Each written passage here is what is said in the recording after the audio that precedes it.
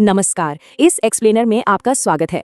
आज हम न्याय प्रणाली के एक बहुत ही दिलचस्प और महत्वपूर्ण हिस्से को समझने वाले हैं, पर आज नजरिया थोड़ा अलग होगा।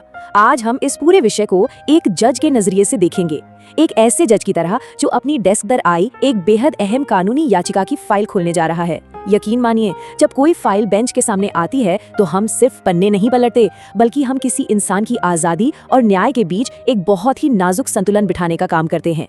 तो चलिए इस प्रक्रिया को गहराई से समझते हैं। ठीक है, चलिए इसमें गहराई से उतरते हैं। एक पल के लिए ऐसी स्थिति की कल्पना कीजिए। मान लीजिए पार्किंग को लेकर किसी का अपने पड़ोसी से छोटा सा विवाद हो गया और बदले की भावना से उस पड़ोसी ने एक झूठी पुलिस रिपोर्ट यानी FIR दर्ज करा दी। अब एक निर्दोष इंसान के सामने यह भयानक डर है कि पुलिस उसे किसी भी वक्त गिरफ्तार कर लेगी। तो जरा सोचिए, क्या उस नागरिक को बस चुपचाप अपनी आजादी छीनने का और गिरफ्तार होने का इंतजार करना चाहिए? एक जज के रूप में हमारे सामने अदालत में हर दिन ऐसे ही तनावपूर्ण मामले आते हैं और यहीं पर कानून का एक बेहद खास पहलू सामने आता है। जब गिरफ्तारी का डर सिर पर मंडरा रहा हो तो कानून एक बहुत मजबूत ढाल देता है। इसे कहते हैं अग्रिम जमानत यानी एंटिसिपेटरी बेल। यहाँ सबसे महत्वपूर्ण शब्द है अग्रिम, जिसका मतलब है पहले से अनुमान लगाना। देखिए, ये कोई आम जमानत नहीं है, ये अदालत का वो दखल है जो पुलिस के एक्शन लेने से ठीक पहले होता है। अगर किसी को अंदेशा है कि उसे किसी गैर जमानती अपराध में फंसाया जा सकता है, तो वो अदालत से सीधे ये गुहार लगा सकता है कि अगर गिरफ्तारी की नौबत आए तो उसे पहले ही जमानत दे दी जाए। अब सवाल ये है कि गिरफ्तारी को रोकने की ये शक्ति आखिर आती कहां से है? तो हमारे नए कानून भारतीय नागरिक सुरक्षा संहिता यानी BNSS 2023 की धारा 482 के तहत ये अधिकार मिलता है। पहले हम इसे CRPC की धारा 438 के नाम से जानते थे, पर यहाँ ध्यान देने वाली बात यह है कि ये असीम शक्ति हर अदालत के पास नहीं है। बिल्कुल नहीं, ये पावर खास तौर पर सिर्फ ऊपरी अदालतों को सौंपी गई है, यानी सत्र न्यायालय और उच्च न्यायालय। और ऐसा इसलिए क्योंकि पुलिस की जांच से पहले ही किसी को सुरक्षा दे देना कोई छोटा मोटा फैसला नहीं है। इसके लिए बहुत ऊंचे स्तर के न्यायिक विवेक की जरूरत होती है। चलिए अब इस एक्सप्लेनर के अगले हिस्से पर चलते हैं, जज की चेकलिस्ट और याचिका का मूल्यांकन, क्योंकि अदालत यह सुरक्षा आंख मूंद कर नहीं दे सकती।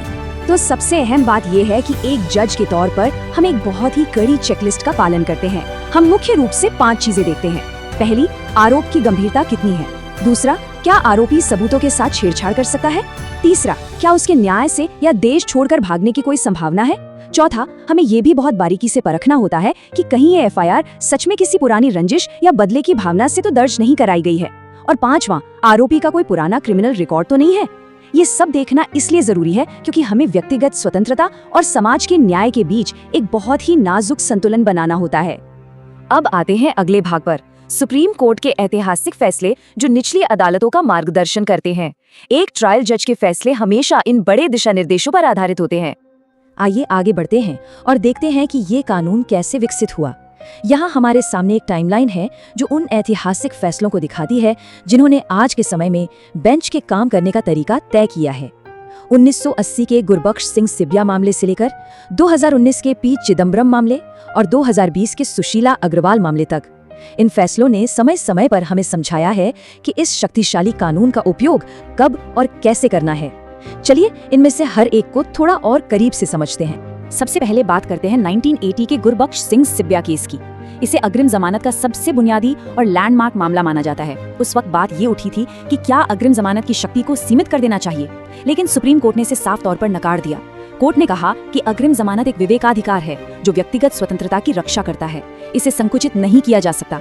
इस फैसले ने बेंच को यह स्पष्ट निर्देश दिया कि एक नागरिक के व्यक्तिगत आजादी की रक्षा व्यापक रूप से की जानी चाहिए, न कि कानून के दायरे को छोटा करके। लेकिन यहाँ एक बड़ा कैच है, स्वतंत्रता की रक्षा करने का मतलब ये बिल्कुल नहीं है कि अग्रिम जमानत हर बार मिल ही जाएगी।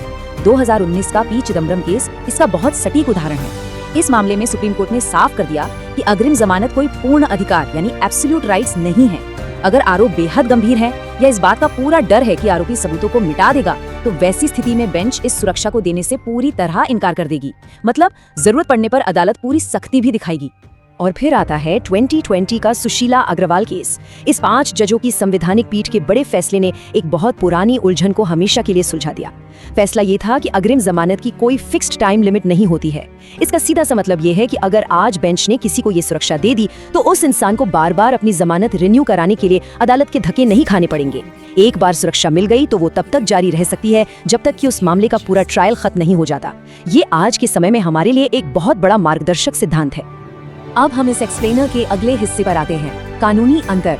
साधारण जमानत यानी रेगुलर बेल और अग्रिम जमानत के बीच आखिर क्या फर्क है? और ये बहुत ही शानदार तरीके से दर्शाता है कि कानूनी दृष्टिकोण से ये दोनों कितनी अलग हैं। देखिए, असली फर्क सबसे पहले टाइमिंग में है। साधारण जमानत आपको गिरफ्तारी के बाद मिलती है, जबकि अग्रिम जमानत गिरफ्तारी से पहले। फिर बात आती है अधिकार की।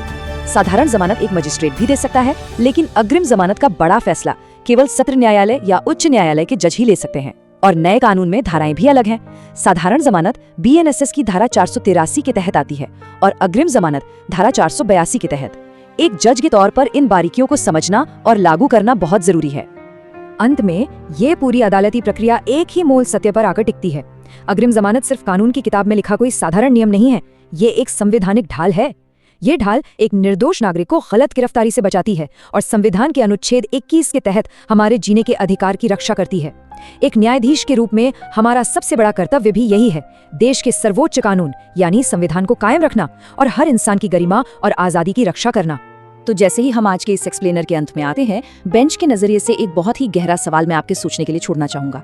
जरा विचार कीजिए, यदि व्यक्तिगत स्वतंत्रता वास्तव में हमारा सबसे बड़ा संवैधानिक अधिकार है, तो जब एक तरफ राज्य और पुलिस की असीमित शक्ति हो और दूसरी तरफ किसी नागरिक पर लगा महज एक आरोप, तो एक जज को न्याय के तराजू पर इसे कैसे तोलना चाहिए? ये वो नाजुक संतुलन है जिसे न्यायपालिका हर दिन साधने की कोशिश करती है। इस पर गहराई से विचार कीजिएगा। आज की इस चर्चा में हमारे साथ जुड़ने के लिए आपका बहुत बहुत धन्यवाद।